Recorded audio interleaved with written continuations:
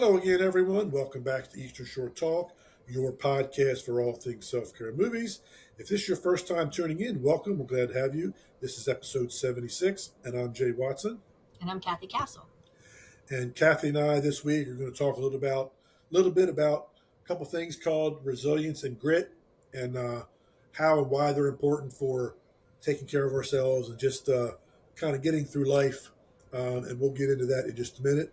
But as usual, the first thing we're going to do is do a little check-in. So, what's going on with the Castle? Oh, what's going on since the last time we chatted? Let's see. We were actually home this weekend. And then because we don't Which know is what to, rare this time of year for you but guys. we don't know what to do with downtime. So you know what we did? Had people over. Oh, So Saturday and Sunday, I cooked for a bunch of people. We just don't know how to not do things. So anyway, we did get to enjoy the weekend. It was such a nice weather weekend. oh yeah, finally. We got to enjoy some pool time, and it certainly has taken a turn over the last day or two, right, from the weather. Yep. A lot cooler. But yeah, so we were around, and the school teacher kids have gone back to school, so you I know, saw the picture with Tristan. I guess they're talking about alumni who've come back to teach yeah, in Talbot so County schools. Yeah, that's cool, right? The kind of grow your own concept, the kids that graduated from yeah. Talbot County coming back as teachers, I think that's really cool. There was another Casey Dolan, Casey Baynard's son, Colin. Tristan and him graduated together, so it's kind of cool to see that. They're the COVID kids. It's good Yeah, to see them being successful. yeah. So it'll be interesting. This being his first year teaching. Once give him that first kind of couple months and Yeah, see how he feels at the holiday break. he's really, oh yeah, because, now he'll be the third teacher because Jaden, this was his third year. Hope, it's her second, and then Tristan, it's his first. Well, so I got one, two, and three, right? But Right. I know the first year for Jaden, he's like, wow. It was quite the eye opener for him. Like, Yeah. whew, this is, I- but to be fair, right? You can't teach that. I know they do the student teaching, but you just gotta. All my teacher friends, they're like, you gotta give it time. You gotta give it like 5 years. You gotta give it time because that's a lot of eyeballs looking back at you all day. Oh yeah. And kids are wild, man. The stories they say, I'm like, wow. I don't know that I could do it. I'd be like, y'all need to stop, sit down. But Tristan has, he'll have 19 kids. They're second grade, and it's cute because Tristan is a very creative, the most creative one out of our group. Yeah. So he's artistic. So, he has a We'll lot of use love. that to help teach. Yeah. Yeah. So I'm excited. These kids are really going to enjoy him, I'm sure. And his room is going to look amazing. And it's hard for me because I want to go decorate their rooms. I can't. They're adults. This is their job. But part of me then is like, yeah, you bums. It's good to see you go back to work. The rest of us got to work all summer, right? Yeah. And then poor Dylan starts college tomorrow at Chesapeake, and he's not excited about this next phase of life. I'm like, push through it, buddy. It's Does he either have that or you Does he got to have go any to work. idea what he wants to major in, or is he just kind of going to wait? That's such a hard time. I don't know about girls. It's a hard time for boys. Maybe it is for girls too. But these. How do you know what you want to do when you're 18? How the heck? I mean, do we even know what we want to do still? It's just you don't really have the experience, and you have the idea of what you want to be. And It's funny. When I was little, do you know what I wanted to be? what do you want to be? I wanted to be an architect, and you want to know why? Nice. Because Mike Brady on the Brady Bunch was an architect, and I loved that house. That It was is so cool. That's a good So I'm story. like, I want to be an architect and have a house like that, I wanted to be two things. I wanted to be or a sports reporter. Yeah. a sports reporter or an art teacher. But neither of those happened. Probably for the good reason. Anyway, So I want to yeah. talk about a couple things for my check-in. First thing, real quick, and I'm going to do this for the next few weeks because the Eastern Shore Self Care Expo is just over 3 weeks away. So I'm going to remind everybody that Saturday, September 13th, from 8 a.m. to 12 p.m. in the Talbot County Community Center is the Eastern Shore Self Care Expo. We will have 41 tables of vendors of every possible sort you could think of in the self care and wellness arenas that are going to just showcase and meet and greet the community and kind of talk about what they have to offer here in the community. There will also be 3 food trucks set up so you can grab a quick little snack and come in, or a coffee or a drink or whatever, and kind of walk around and kind of see what fits you and kind of maybe. So it's a free event, right? Yep, free to the public. Yep, Besides the food trucks, it's a free event, and yep, it's a way to come visit booths to realize how you can spoil yourself and feel a little better, right? yep. And this is kind of the first one of this type of this size anyway. That's so generally, based. There are certainly things that are more specific for specific causes that happen all over the place, but this is kind of the first one of its kind, at least around here that we are aware of, and hopefully it'll be the first of many that'll continue to build and grow, and we'll add aspects as All we go right. each year. Guess what I got in the mail the other day? What's that? So it's not uncommon for Amazon boxes to show up at my house. And it's not uncommon for Marty to roll his eyes or say, "What is that and how much did that cost?" Right? So I open up this one box and I got this round pad, this thick round pad. And he's like, "What is that?" And I'm like, I didn't want to tell him. And I'm like, "Well, Marty, it's kind of like this meditation pad. And you just put it on the floor and you sit on it and you breathe or meditate." And he's like, I was like, "Just don't ask. Just don't ask. Don't comment." And look at you laughing. I'm like, "I'm going to put it up in the corner of Brennan's vacant room and I'm going to sit on it. I'm going to sit on it and I'm going to figure it out then." Yeah. So maybe you too could come to the Self Care Expo and figure out what you need to purchase off Amazon to sit on and meditate. Yeah. Yeah, there's a little bit of everything. We kind of cover about just about as many modalities as you could possibly think of. So yeah, we hope to see a good turnout to that, and hopefully we'll grow that in years to come.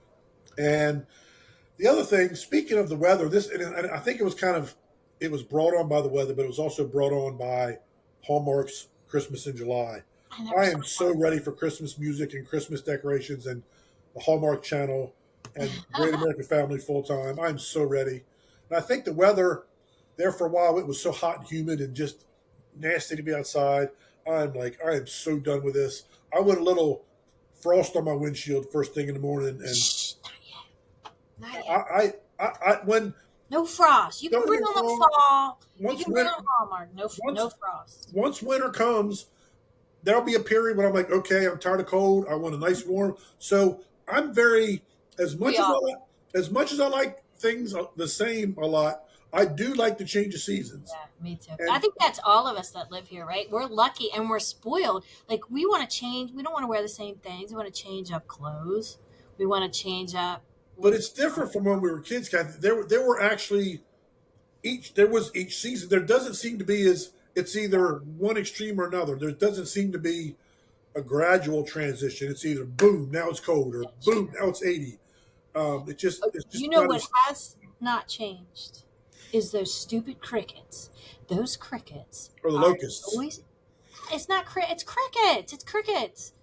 But I'm saying there's also locusts that make Oh, noises too. because I remember as a kid, because we didn't go back to school till after the Jerry Lewis telethon. Yep. So, but you'd hear them stupid crickets start, and you knew school was coming around the corner. And I'm like, "Stop! I don't want to go back to school. Stop with the crickets." And I hear them now, and it sends a trigger. I'm like, "Darn it! I'm gonna have to go back to school."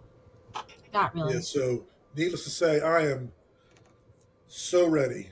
Um, I'm just ready for some that holiday vibe, the holiday spirit in the air, more than We're anything else. seeing the pumpkins all around. The pumpkins I'm are. not. I can take or leave Halloween. I'm not. I don't neither hate it nor love it. I just kind of do Halloween. I did buy a fall candle and a fall wall plug-in from Bath and Body the other day. Dylan and I went in and we smelled so many things. We gave both of ourselves a headache, like an Yeah, absolute headache. And you know what they say cures that? I didn't do it though. It said smell sitting on a pad meditating. they said smell a coffee scent and it gets rid of all the Oh yeah. perfumey stuff. Huh. I didn't do it though. I should have. So anyway, so yeah, this week Kath and I wanted to talk about. Kathy's been beating on this drum for a little while, talking about she wants to talk about grit. So I've kind of spread it out into resilience and grit, and they're similar, but I feel like they're a little bit different also. They are. So we want to They're get into similar that, and different. Yeah. and at least as far as I'm concerned, Kathy, for this conversation, it, I at least what I'm going to talk about is resilience and grit as far as how we try to live our best, happiest, healthiest life. There's the over people that overcome and are resilient, like soldiers on a battlefield that get Sure. you know get injured, or football players that tear a ligament and they keep playing.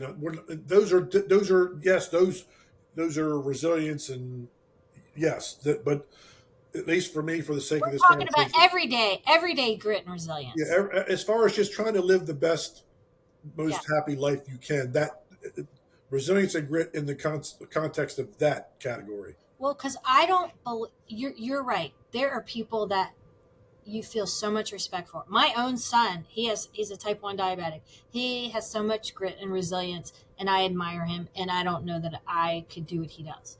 But that's not even what we're talking about. We're like, it's a mindset. And Yeah, how do we get ourselves into this healthy self-care mindset of being resilient and gritty so that our days are better?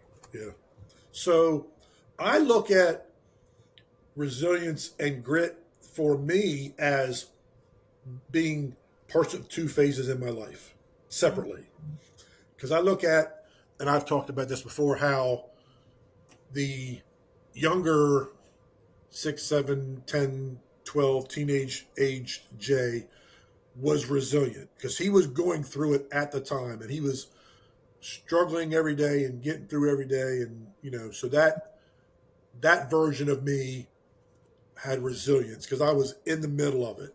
And I look at my life now where I would describe it more as having grit than resilience because I've I'm past the event itself, the events themselves, and I'm now in the aftermath still. So and Leah kind of touched on this last week where she said, I'm just determined not to go to that back to that dark place. And like grit and determination, those two words I hear a lot put together. That person had grit and determination, and it's the grit and determination. It's almost like a hard headedness in a good way, where it's like I am determined. I'm going to be gritty enough to do my self care, and I'm going to I'm not going to let those bad things creep in and stay there. I'm bound and determined. To me, it's the okay. Now it's the at least for me, it's the I was resilient in the middle of the darkness.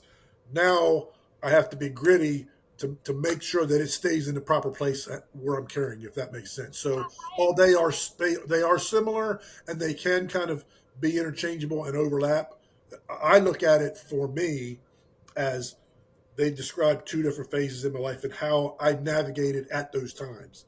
I was resilient at that time, and I'm more gritty now than resilient because the resilient part is done. That work is over. The work to get to being gritty was done. Now the gritty stuff happens. Well, I have a friend and colleague that calls grit resilience 2.0. It's the next. Right. But yeah. So I'm looking. I'm looking at my computer right now. Grit and resilience are related, both critical, whatever, for overcoming challenges. Grit is defined as passion and perseverance for long-term goals, while resilience is the ability to bounce back from adversity. So it's kind of like maybe resilience is you got knocked down and you got back up. You didn't just lay there and get run over again. Right. And grit is, let me take this. Now, Gritty now what do sounds, now what do I do? Yeah. Now it's how do like, I navigate it? gritty's like sandy. It's like, let Yeah. me grind this, Let right? me I'm let up, me do I'm the up. hard work. Yeah. Let me You get in can there. kill me, I'm Yeah. up. But let me do something with this, is how I think of it. Yeah. You might try to knock me down again, and you might, but I'm still gonna get back up, and Right. I'm gonna do this work. So, like I said, Kathy, I kind of look at it as far as the gritty part, like it's kind of a stubborn hard headedness in a good way. It's like you just said, you're not going to keep me down. I'm not going to stay down. I'm gonna live a happy life, or I'm gonna make sure I do my self care regularly and keep my mindset. I'm not going to go back to that. I'm not going to let those Velcro negative stuff stick to my mind. I'm gonna do the work to get there. But and I think in both cases there there has to be enough love for yourself to get through to the next step, whatever, regardless of whether we're talking about resilience or grit. Um, and that goes back to what I call the progression of self, and that's like that's the very first step.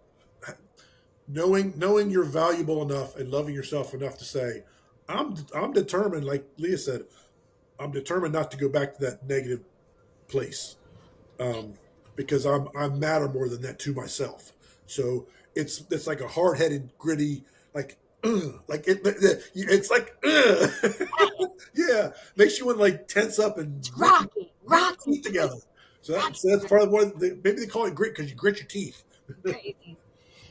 Well, yeah, yeah. And I feel like you got a couple choices, you know. You can stay miserable because life's got enough for you to grab onto to be miserable. And what's that doing? What's that doing for you? Yeah, So I feel like resiliency and being resilient and working toward grit is like the secret sauce. You know, if you can, and I have several points that I wouldn't mind talking about to yep, help to think about when you want to have some grit, but you have to do it, or you're going to be just wallowing in your own pit. miserable. I mean, you're just going to be miserable. So I think it's some secret sauce to get to a better place, to get to Jay's neutral. I think it is a way to get to Jay's neutral. And then maybe you put regular self care in and keep yourself maintained a little better, but you gotta do the work. Now we've talked before, Catherine, or at least I have, where um, while certainly none of us want to go through severe life altering events, traumas, whatever you want to call them. Right. Um, it's our failures, it's our flaws that Mm-hmm. is where we grow the most. We grow far more from them as we do successes and the good stuff. And that's that growth mindset. And you kind of have to. I tend to, my opinion on it is you tend to either have resilience or you don't, but you can learn to be gritty. If that makes sense. At least that's my opinion. You just, you know, if you can teach, you can, it's specifically in the self care and living your best life aspect of things. You can teach yourself consistency. You can teach yourself to schedule things. You can teach yourself, different skills to learn different things of self care. So you can teach yourself to make the being gritty less necessary and a little bit easier. Whereas resilient, I kind of, to me, for whatever reason, not that it has to be this way, but I look at resilience as something was thrown at you, whether it was by your own doing or by someone else's doing. These events occurred to you. Um, you may not have had a choice in the matter of the events happening to you. So you kind of you've at least I've heard people talk about the word strength and say, they'll ask someone, how they were able to do something and say, where did you get the strength? And the person will say, there wasn't any other choice. I Yeah. was strong because I just didn't have any other choice. If I wanted to Rock bottom. get out of where I was, I had no other choice than to be strong Yeah. and move forward, whatever that is. And I think there's probably, at least for the context of this conversation, there's probably a part where resilience and grit kind of overlap. Resilience kind of hands off the ball to grit, and Yeah. they kind of walk together for a little while, and then resilience says, "Okay, I'm done. Now it's grit's turn to go from that point on." Like you Well, said I'm earlier, sure it's like they go what's back the and next forth. step? Yeah, I'm sure they come back in, right? Oh yeah. Well, resilience. Will, if something else happens to you, resilience shows back up again.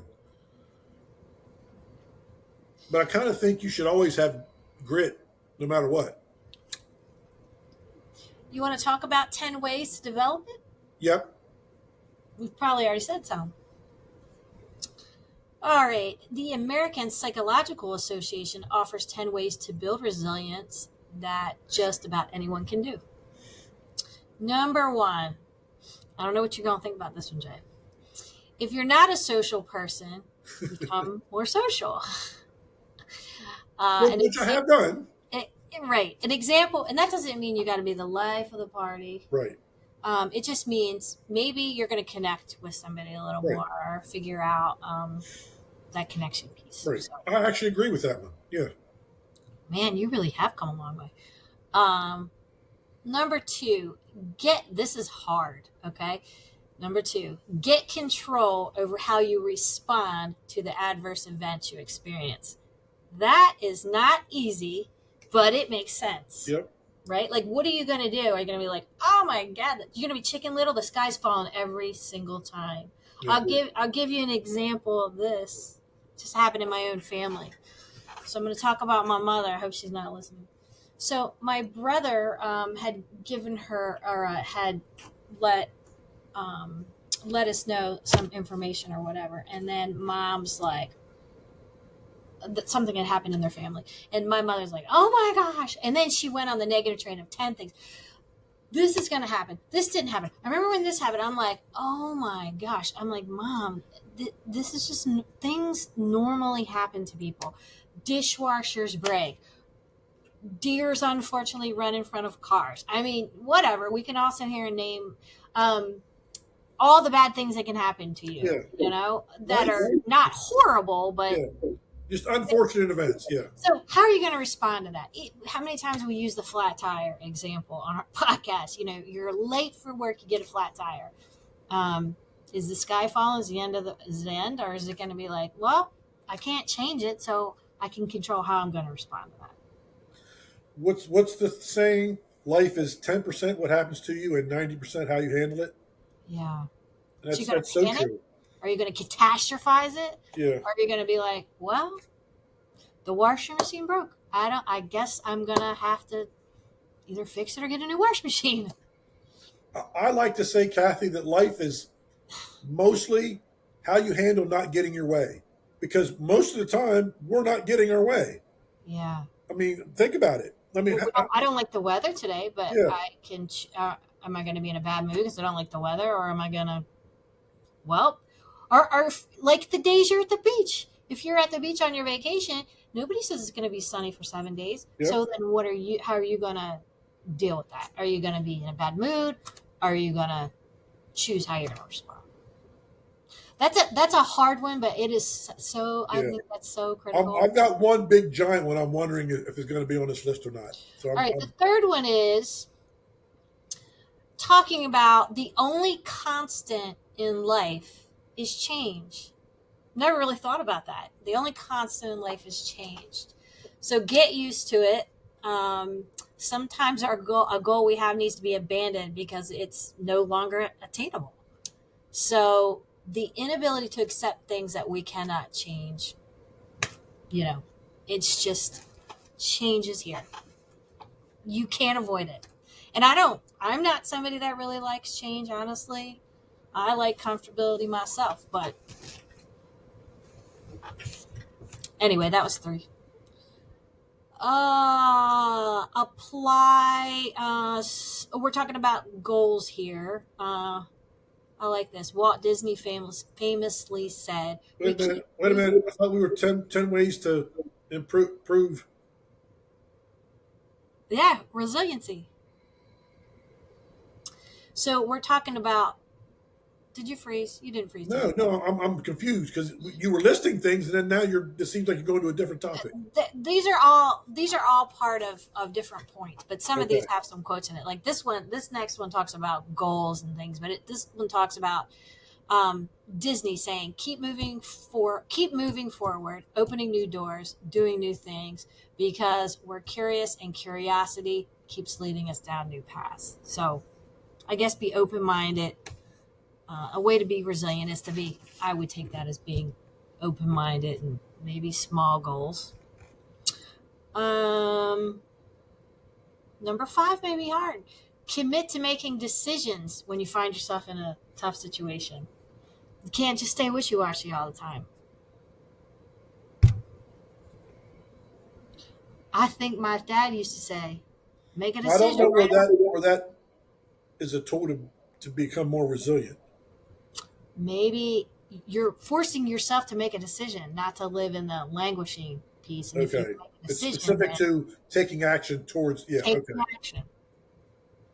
You've really said this one, number six. We can learn a lot about ourselves when we struggle through a bad experience. So it's saying, we have no choice. We have to struggle through a bad experience. And then how has our relationships grown because of that? How have we gained strength or better perspective? So you can't be gritty if you don't walk the walk. You gotta feel the pain, I guess. Yeah. Seven, you've already said this. Stop with the negative self talk. Trust that you know yourself better than anyone else and you have the intelligence and power, to make good decisions. You can solve problems as they arrive. A lot of this is getting to where you can solve problems. Just grit and resilience involves problem solving.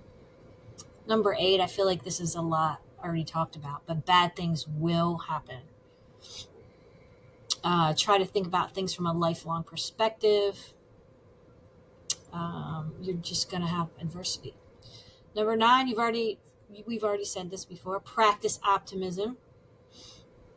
Number 10, have compassion for yourself. Self compassion. That's it. That was it. There's one big giant one that's missing. What is missing? Gigantic one. I'm sure there's more. Which is the whole entire theme of the Eastern Shore Talk podcast. Connectivity. What is it? Self-care. Oh yeah. Well, I feel like self care was kind of in that last one. Learn something new, self compassion, get some exercise. They kind of shortcutted it, but Because I look at it like okay, if I've got someone who comes to me, I'm still a personal trainer. Someone comes to me and says, Jay, I want to get stronger biceps. So I say, okay, you got to do X, Y, and Z to get stronger biceps.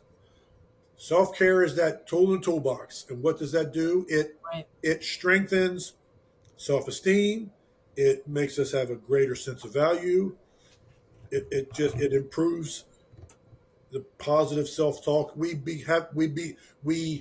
grow a stronger sense of self, and when we have a stronger sense of self, we just inherently that muscle is stronger. Doesn't mean that it's not going to be difficult to go through tough times. It doesn't mean that tough times aren't going to happen, because they are. But if we have a stronger sense of self, we're more prepared. The bicep is stronger to lift whatever load of that next event that's not so great in our life. That's inevitably going to come along. Um, yeah, it just that strong sense of self is like I have it in my mind all the time, Kathy. Like literally, when whether it's whatever self care kind of thing I'm doing, I'm always thinking this is building my. I look at it from a personal trainer standpoint, and that analogy, I'm thinking, okay, this is building my strength of sense of self. I'm becoming a stronger Jay by X, Y, and Z, going to the gym and going to church and going to the Friday movies and all the things, the dancing in the morning and my hot tea and all the things, strengthening the bicep of the self J, the self worth, the self esteem. I'm a stronger J because the cumulative effect of all these things over time have added up to do that.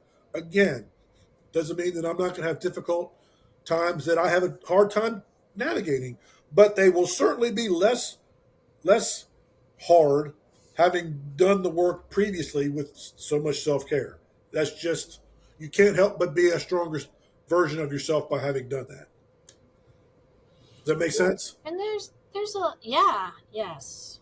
I agree completely. And there's a lot of there's a book, there's a popular book that's out there called Grit by Angela Duckworth. She also has a TED Talk that's maybe 15 minutes long, but that's a good starting point if somebody wanted to kind of read up about it on their own. I've seen it in the Targets and all that. That book, it's a popular book, Grit by Angela Duckworth. It's an easy read, or you can look at the TED Talk. But there's lots out there on how to learn more about it and grow and just get you into that right mindset.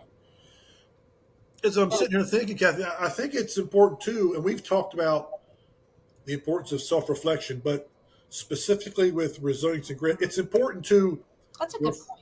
reflect back on your life and say, okay, I had this thing as a child that I overcame. Give yourself the credit for having been resilient in the past, and keep reminding yourself that you've overcome something before. You've gone through an event or events in your life and made it to the other side, and give yourself credit for doing that.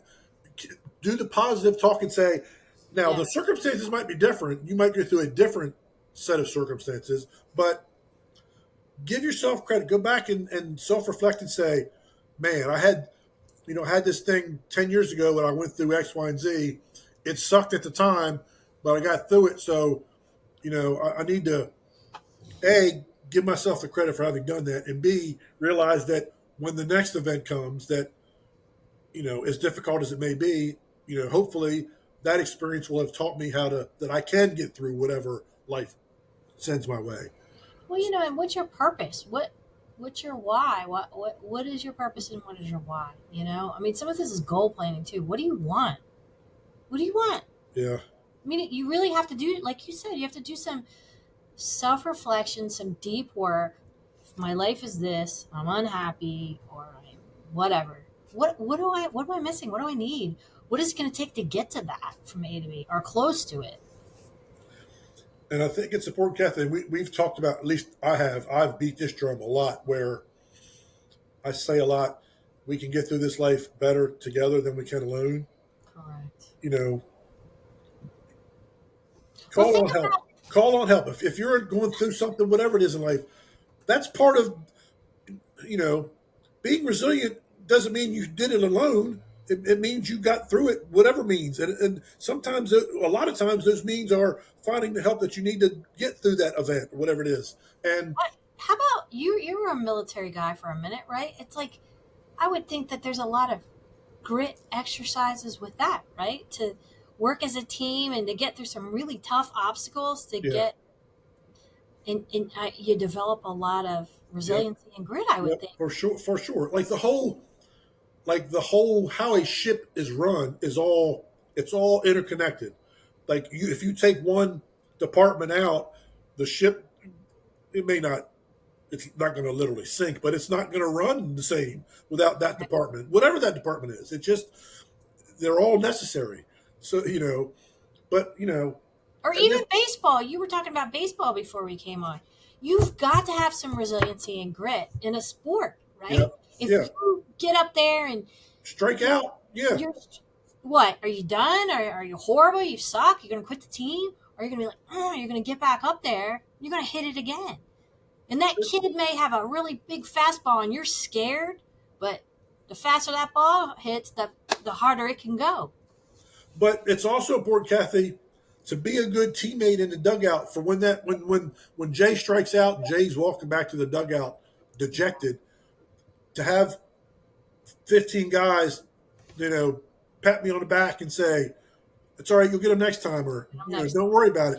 Yeah, Be a good teammate in life to so those that true. you're whomever whether it's your family, your significant other, whomever it is, friends, coworkers, just make the load a little like Kevin Hines said, a story shared or what's it say, struggle shared is a struggle Yeah. halved. Yes. You know, we all, like I said, all the more people that are carrying that load, if there's 500-pound load that has to be carried. Jay can't literally, not just literally, but figuratively can't carry it by himself. But if there's 20 of us, we're going to carry it a lot easier together.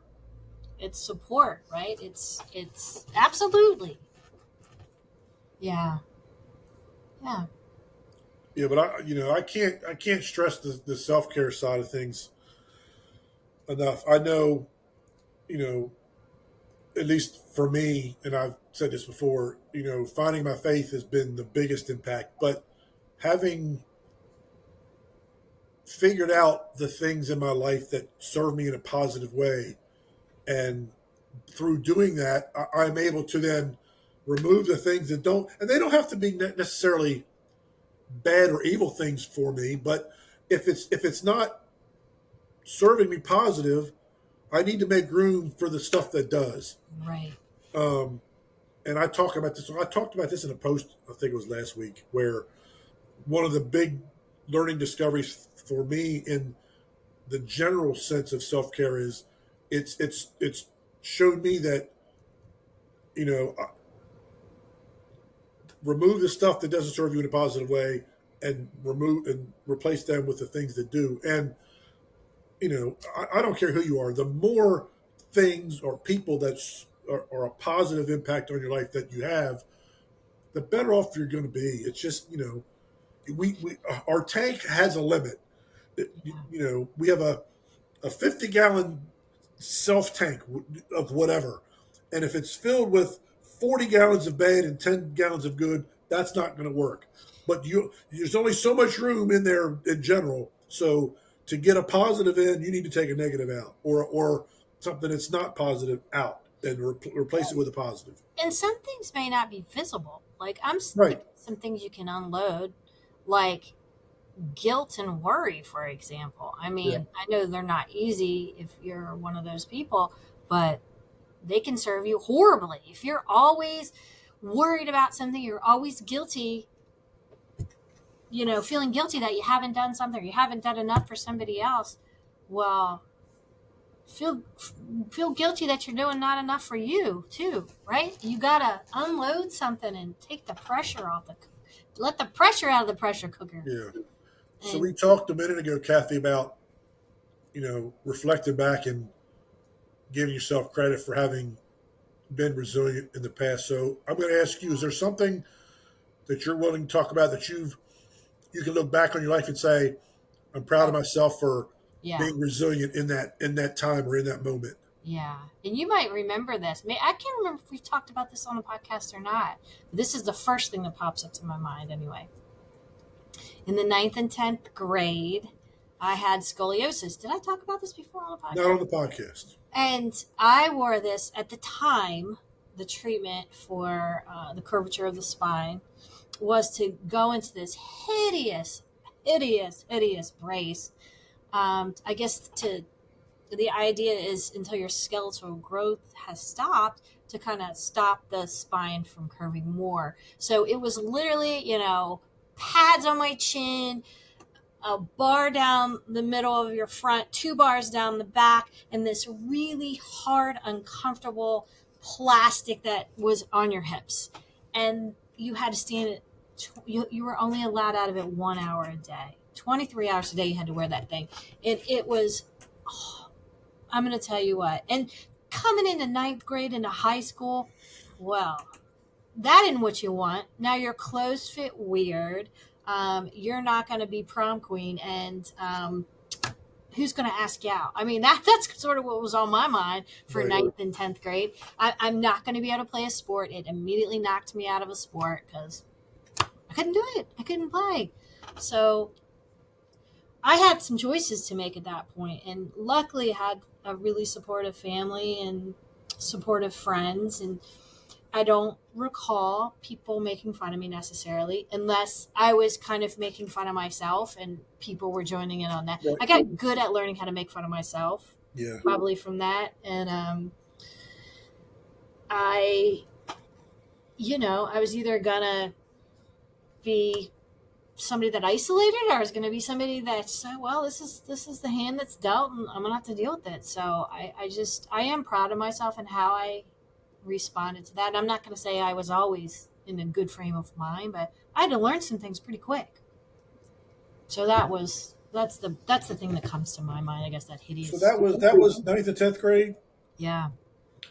For some reason, I thought it was earlier than that because and maybe I'm mixing you up with somebody else, but I remember Yeah, ninth and 10th. someone like people took turns carrying their books and to getting them on the elevator for like a long period of time. For some reason, I had in my mind that that was you. No. Okay, it must have been somebody else. I'm thinking of. But There was you know, somebody that was you either can't on. bend with that thing. You stay straight. You're not Yeah, bending over. Maybe it was right. maybe I need it now for like tummy weight loss. But anyway, how about you? So mine's easy. Besides the obvious. Well, that's kind of I don't. I'm sure there have been other times where Mhm. I've, but they're they must have just seemed so little, Right. relatively speaking, that I don't. Um, well, I'll tell you one that I mean, there's the big obvious one, but I don't want to harp on that. But Yeah. I remember how absolutely terrified I was going to boot camp in the Oh, Navy. that's a great one. I'm like terrified. That's a Like great one. I was kind of forced to go. I didn't really want to go in the service, Yeah. and Forced by. I was going away by myself, new Yeah. surroundings, new environment, all people I didn't know. So you can imagine Yeah. me and all of that, I and can imagine me now not wanting to do that, but yeah. people yelling at you from the moment you stepped on Yeah. the base, and man, it was. But what I found was it was, and I might have just lucked out in the group of guys that I was with, and there was a lot of like athletes, the guys that had played sports of some kind. Right. So it kind of became this kind of competition, but and there actually was a competition. Like when you go to boot camp, at least back in that day, there were what they called divisions, and a division was a group of anywhere from 60 to 80 guys that all bunked in this big giant barracks, and there was The mash probably unit. You're in the mash unit. yeah, but bigger. And there was probably like it during like that given time, there was probably 8 or 10 divisions that were literally you were competing and for like Uh-huh. flags. Like if you got a certain flag, you got a certain special treatment. Like there was a flag called Big Chicken, and it was literally a flag with a big giant chicken on it. And what that meant was when it was time to go eat, if you had Big Chicken, you could get there and butt in front of everybody in line. Like you could kick all the other Oh wow, divisions back and go to the front of the line. that was a good thing to have, eh? Yep. And if you had Little Chicken, you Uh, could kick everybody out except for Big Chicken. that's So funny. we were Little Chicken. So we could kick anybody out of line except for Big Chicken. And there was like you got a flag if you were the best athletic division, or a flag for the best academic division, or a flag for the best keeping your barracks clean. There's all kind of things. So like the sport competitive aspect of it really helped, but like getting through that and then tackling the incredibly difficult scholastic school. I was a nuclear power school down in Orlando, and Oh wow, so you have a dangerous mind. when you walk in the lobby of the school, there's this thing on the wall, and it talks about how that school had the third biggest failure rate of any school in the United States after Wow. Harvard Medical School and Wow. MIT. So, Okay. because it was not only were you going to school crazy hours, but you were doing like you might have to like be on watch from two Mm, in the morning to 6 in the morning, like partner up with somebody and like guard the base or do this other thing on this other. Like they gave you a job, like yeah. you had to stand a watch or stand duty, like during your off hours. Plus, you were required to spend a minimum of 30 hours. We couldn't take any of our schoolwork home. It was all classified material. So we had to Oh really? go to the school in the classroom and study. And you had to spend a minimum of 30 hours per week at the school. Even if you knew all your materials like nothing, you that was minimum. And the lower your grade point average was, the more hours you were required to be at the school. If you were 4.0, you had to do 30. That was the minimum. If you had like a 3.0, you might have to do 35 or 40 hours a week. That's beyond the school time and beyond your. So that's why. But anyway, so now Wow. I didn't graduate because I got kicked out for sleepwalking before I got a chance to graduate. Um, but just being able to navigate all that for social reasons and for academic reasons was, I look back and I'm kind of proud of that whole thing because Yeah, that I was would say so absolutely hard you should be in proud a of that. lot of ways. Um, That's a good example. so yeah, it's funny. I don't really because I don't I don't apply for veterans benefits or any of that kind of stuff.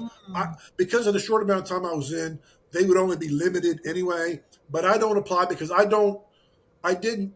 I was in the service, but I didn't serve. I was in school the entire time. I was literally behind a desk and what reading that is books. serving. I mean, and You know, should granted, talk about that offline. um, and I don't get keep me my wrong. memory. Again, I'm proud of all. I'm proud that I accomplished that. Mhm. But I didn't. I was never on a ship. I didn't serve in combat. I didn't do the things like when you think of someone who served, I think of that. Not But there's still jobs. They need all kinds of jobs to. sure, but I was in for less than 2 years, and I was literally in school the entire time. I was on land. I never stepped foot on a boat at all. So I just, I'm not. I'm proud to say I was in the Navy. I don't get me Yeah, wrong, but I don't think I should get, nor would I, even if I applied. I would not get the same benefits as somebody that served 20 years. sure. Nobody does. But I just, I don't know. I'm like, that could go, that money and that stuff could go to somebody who, you know, did something with far greater, more importance than I was as a student. I just kind of always have looked at it that way. So, um, yeah. So, all right. You know what time it is now?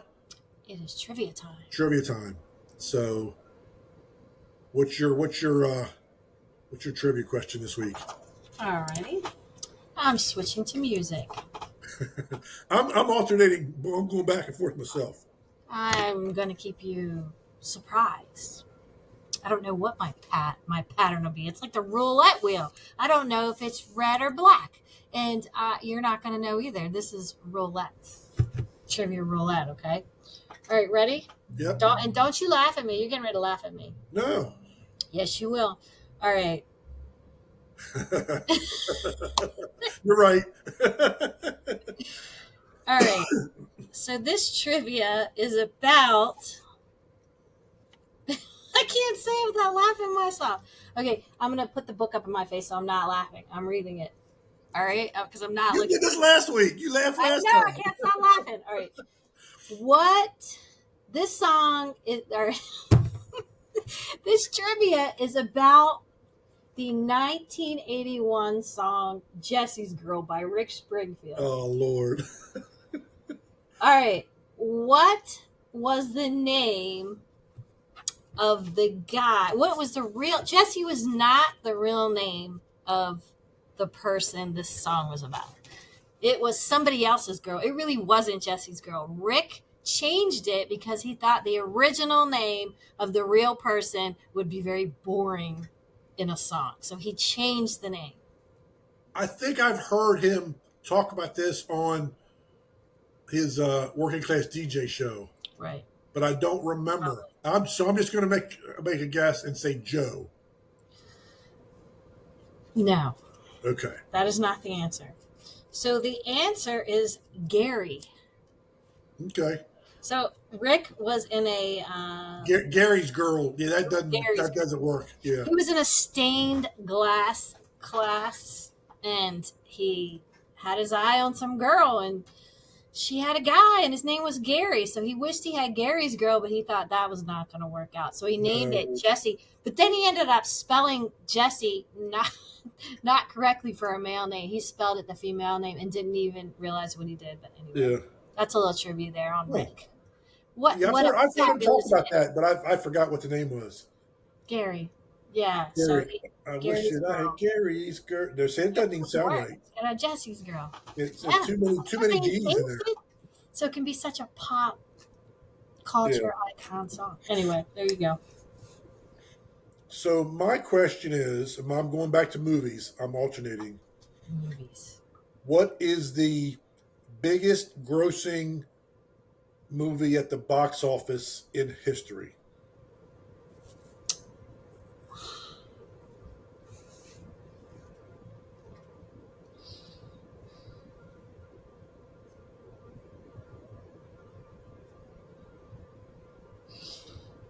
Is it the blue people? Is it what the heck are they called? Oh my gosh. The blue people. The not Smurfs. The You're on the right track. You know what it is, but you just don't know the name of it. There's an interesting story behind it I too. don't oh my god. I gotta get it right to get the point. Avatar. Yep. How did I pull that out? Well, here's interesting. How did I pull that out? I have no idea. That was such a guess. I got to find our score sheet because you're now winning. Um, so Avatar, the first Avatar is number one. Now, Avatar, that movie was number one for the long ever since I've got the list of the top 10. So Avatar came out in 2009. So between 2009 and 2019, Avatar was number one. So then Avengers Endgame comes out, Oh, goes ahead of Avatar.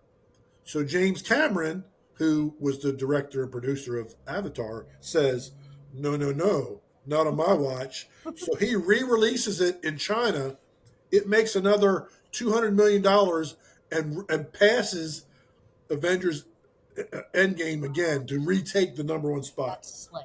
So now James Cameron also has three of the top four highest grossing movies of all time. So there's Avatar, the first Avatar. Yeah. Avengers Endgame is Yeah. number two. Number three is Avatar: The Way of Water, which was the 2022 sequel, and number four is Titanic. So he did Really? three of those four. He didn't I didn't do know he did Avengers. Titanic. Well, here's the thing. I get Endgame. I don't get Avatar. I don't even like I Avatar. don't either. I've seen them all, and I'm like, that it took a lot of my time to watch those very long movies. And I was now. I do understand why it did well because at the time it had this crazy technology. How Right, right, right. so, and that was like the advertising, like, oh, these new visual effects, and they were cutting edge at the time. Now, if you take that away, there's really not much of a story there. Right. So I was surprised that the sequel did so well because there's no more technology thing that's the hook to watch. You know, Me too. And that was even worse, I thought, that other one. What about, is there any Star Wars or Harry Potter? hold on. So number four is Titanic. Mm-hmm. Number five, Star Wars: The Force Awakens. Mm, So that would have been in the latest trilogy, yeah. 2015. Then number six is Avengers: Infinity War. Okay. So those six are the only movies ever to have grossed over $2 billion worldwide. Those six.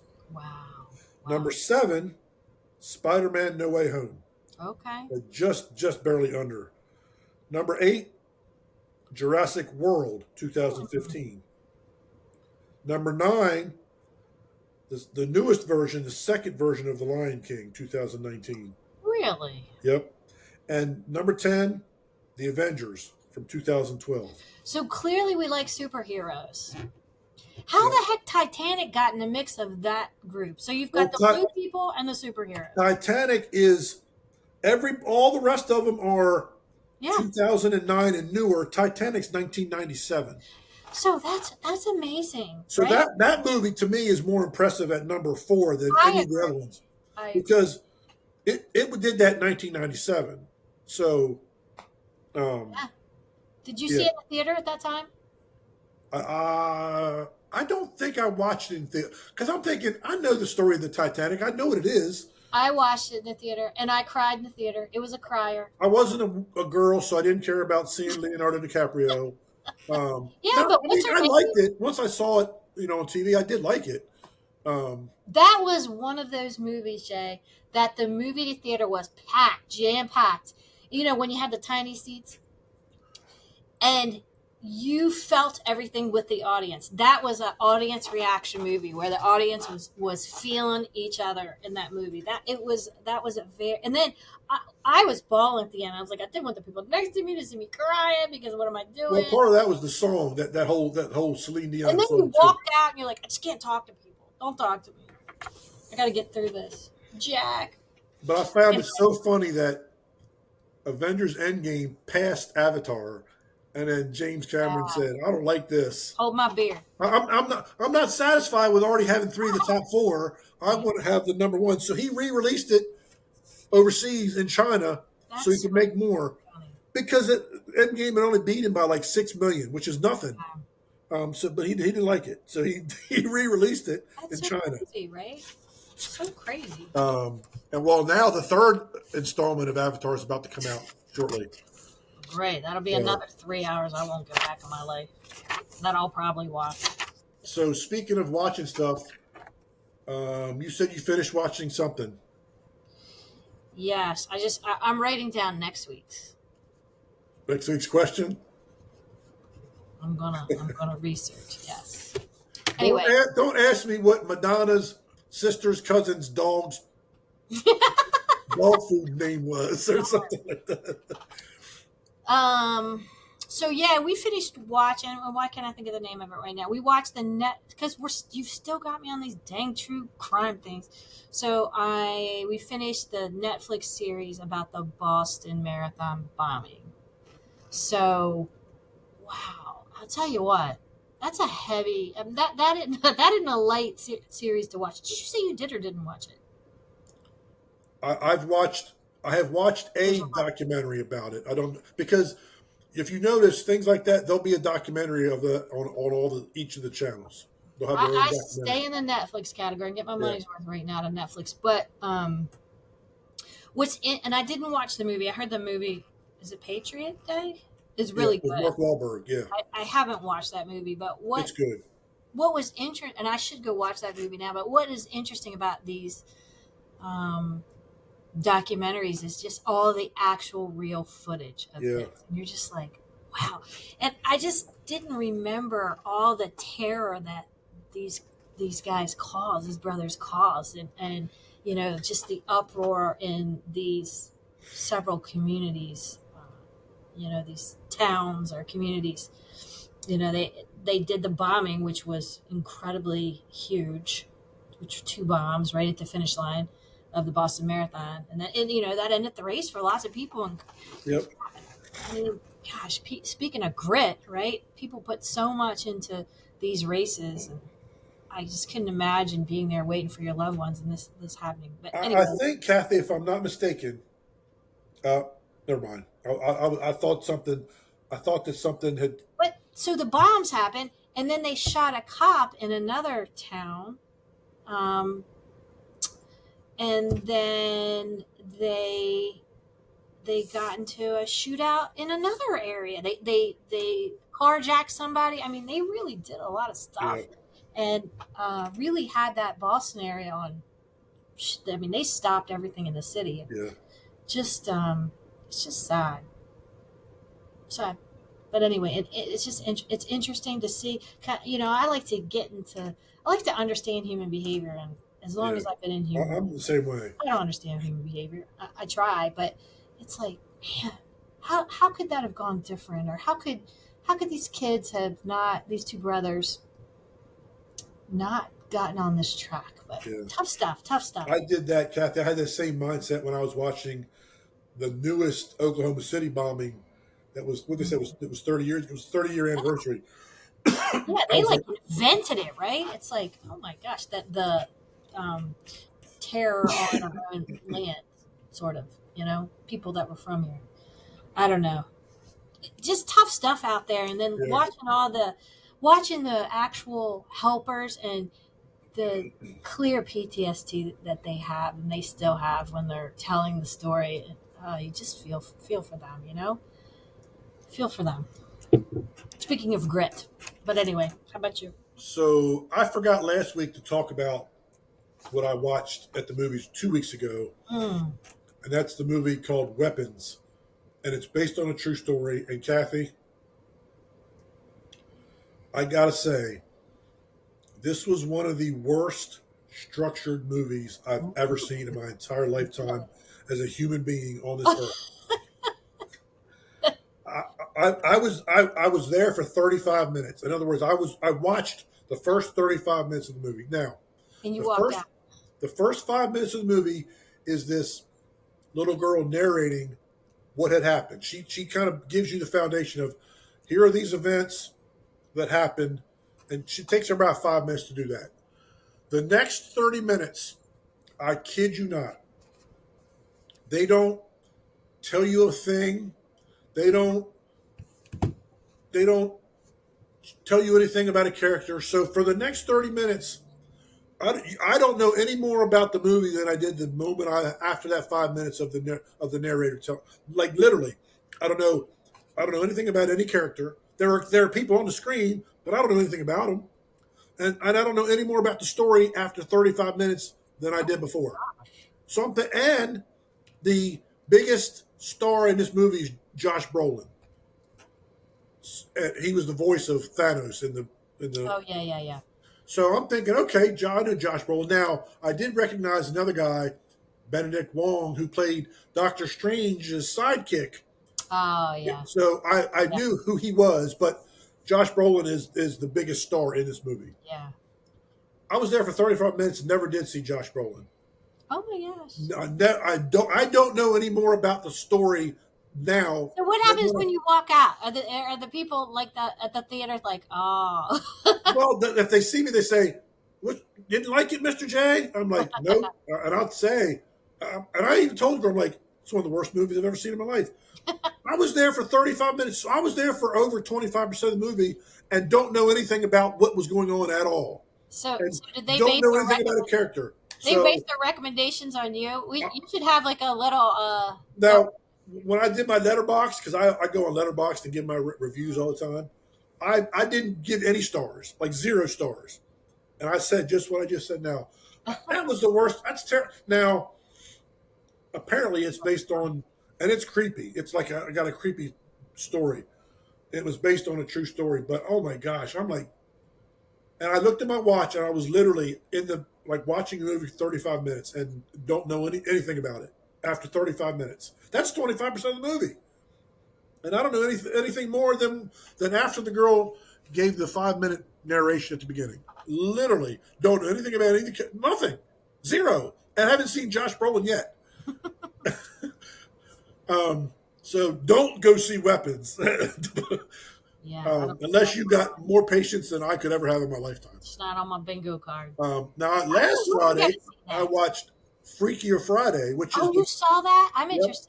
I liked it. It was cute. It was funny. There was some. Yeah, It yeah, was yeah. funny. It was a nice, funny movie. I could Um, see that. so yeah, that's the newest version with Lindsay Lohan and Jamie Lee Curtis. Now they're all grown up. Lindsay Lohan's character has a daughter that's a teenager, and um, Lindsay Lohan's character is a single mom.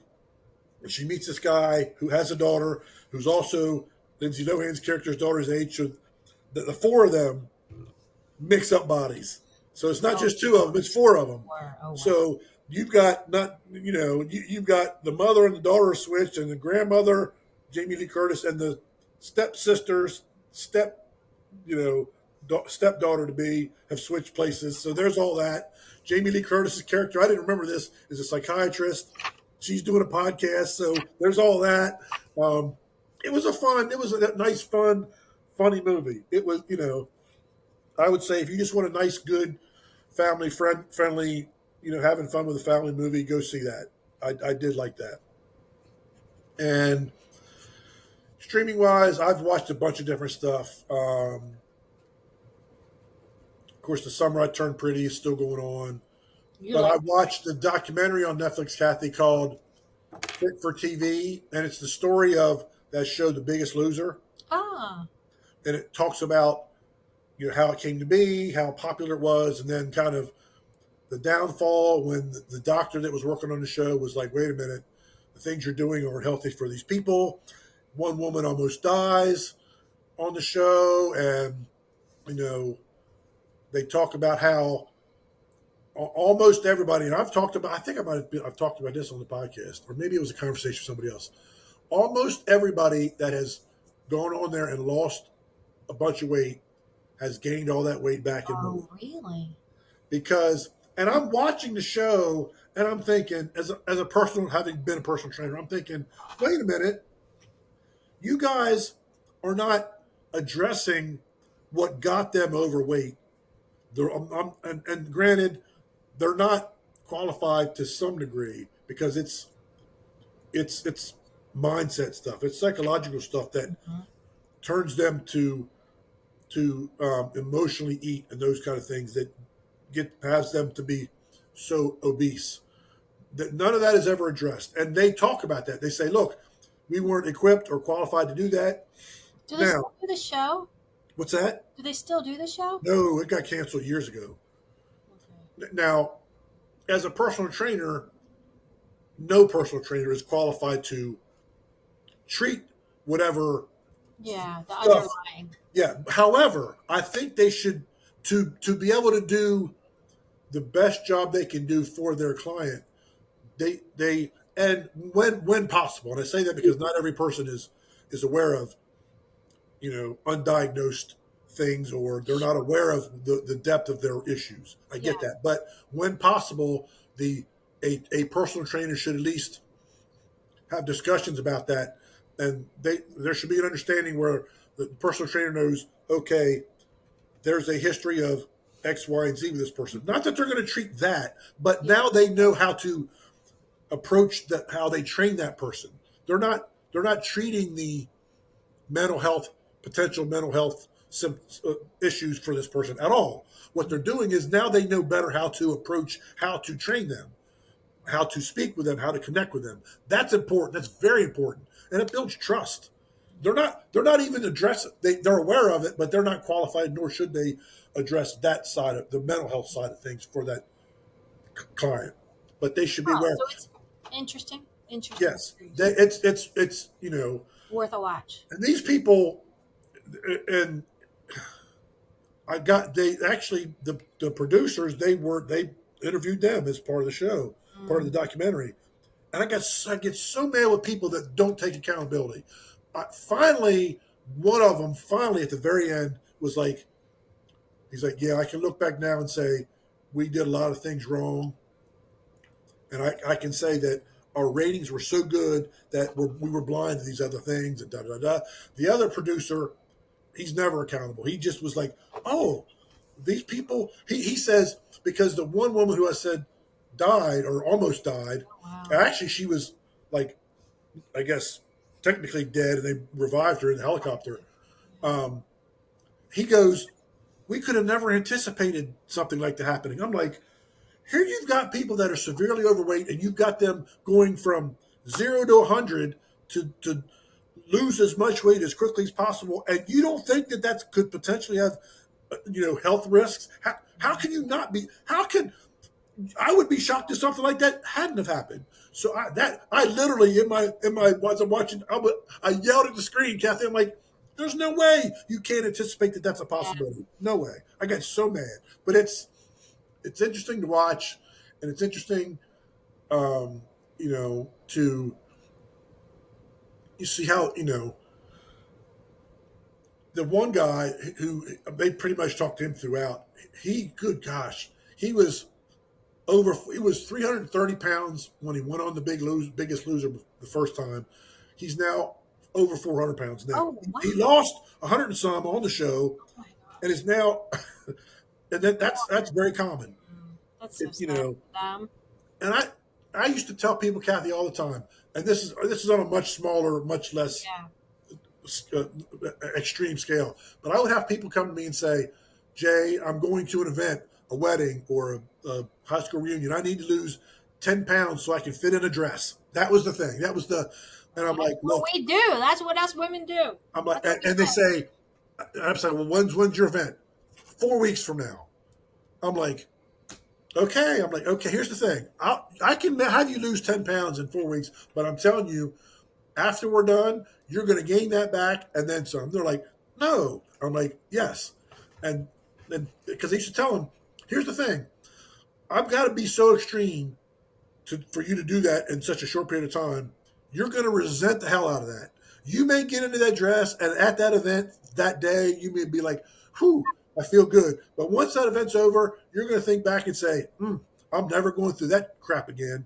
You're going to resent me. You're going to resent what you had to Right. do. You're going to resent not being able to eat what you wanted to eat. And So we're gonna go eat. you're going to crack. You're going to go back and you're going to be like, I'm going to eat 4 boxes of donuts or whatever it is, and you're gonna gain the 10 and probably 5 more within 6 months. And they all did it, and I'm like, because I would tell people, I'm like, look, I go about it a little bit different than most trainers do. I'm going to be slower. I would rather you slowly build up and not be so resentful. I want you to see results because that's going to keep you coming back. But I want to do it in a way where you're losing 2 or 3 pounds a week, tops. But what's going to happen is you're going to start seeing the scale and you're going to start feeling how your clothes fit. And you're going to be like, oh, this isn't so bad. If I can do this and I'm getting this result, maybe I can do a little bit more. You're going to start self motivating.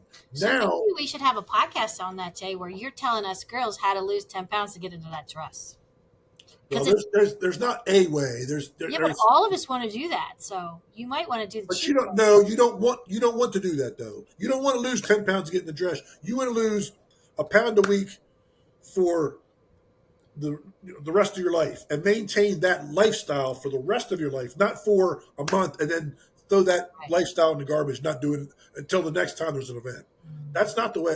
That's the way not to do it at all. Because But we need those carrots in front of us. We want because them. the next time you come to me for the next event, now you got to lose 15 Yeah. because you've now put 10 plus 5 on. I'm telling you. Oh yeah, I got some frustration stories I could tell you about personal training for sure. The guys were always the easiest to train, always. What are you saying? We like our goodies. But yeah. So anyway, guys, just a reminder, don't forget, like I talked about earlier, Saturday, September 13th, 8 a.m. to 12 p.m., Talbot County Community Center, Eastern Shore Self-Care Expo. Don't forget to come out and check everyone out. Thank you for tuning in, and we will see you next time on Eastern Shore Talk. Take care, guys.